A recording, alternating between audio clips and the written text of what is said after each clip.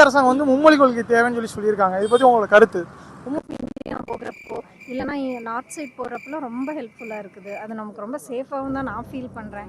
பர்சனலாக எக்ஸ்பீரியன்ஸ் பண்ணதில் நாங்கள் ஒரு தடவை எங்களுக்கு we had a chance to move to north India. அப்போ போகும்போது ரொம்ப ஹெல்ப்ஃபுல்லாக இருந்தது. ரொம்ப சேஃபாகவும் செக்யூர்டாகவும் ஃபீல் பண்ணோம் தெரிஞ்சதுனால. ஏன்னா அவங்க ஆப்போனண்ட் என்ன பேசுகிறாங்க, மேபி நம்மளுக்கு அகெயின்ஸ்டாக பேசினா கூட நம்மளை ப்ரொடெக்ட் பண்ணிக்கிறதுக்காகவாவது நம்ம தெரிஞ்சுக்கிறதுல தப்பு இல்லை. கல்வி மட்டும் ஒரு குழந்தைக்கு நீங்கள் கொடுத்துட்டீங்கன்னா அது தான் வாழ்க்கையை தானே பார்த்துக்கும். வந்து பார்த்தீங்கன்னா தேர்ட் லாங்குவேஜாக படித்தா தமிழ் அழிஞ்சிரும் அப்படின்னு சொல்லி சில விஷயம் சொல்கிறாங்க. அது எப்படி அழியும்? அது நம்மளோட மதர் டங் இல்லையா?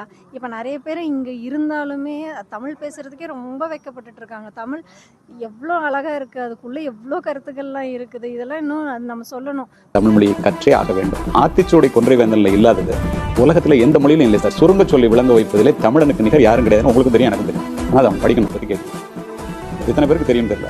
நயாகரா நீர்வீழ்ச்சியில் உள்ள நுழைஞ்சிங்கன்னா நல்வரவுன்னு தமிழ் எழுதி. ஜப்பானிய பல்கலைக்கழகத்தில் நான் பார்த்ததை பதிவு செய்யறேன்.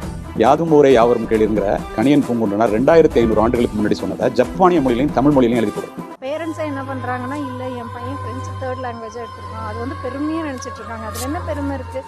நம்ம தமிழர்களோட மரபு அவங்களோட ஏகப்பட்ட விஷயங்கள் மறைக்கப்பட்டிருக்கு. அதெல்லாம் வெளியே வந்ததுன்னா மட்டும்தான் இவங்களுக்கு நம்மளோட ஹிஸ்ட்ரியெல்லாம் தெரிஞ்சதுனா தான் இவன் நாளைக்கு ஹிஸ்ட்ரியை மேக் பண்ண முடியும். ஸோ இட் இஸ் பெட்டர் எப்போவுமே தமிழையும் தெரிஞ்சுக்கணும். தமிழ் தான் ஃபஸ்ட்டு, அதுக்கப்புறம் இன்னொரு லாங்குவேஜ் தெரிஞ்சுக்கிறது தப்பு இல்லைன்னு நான் நினைக்கிறேன்.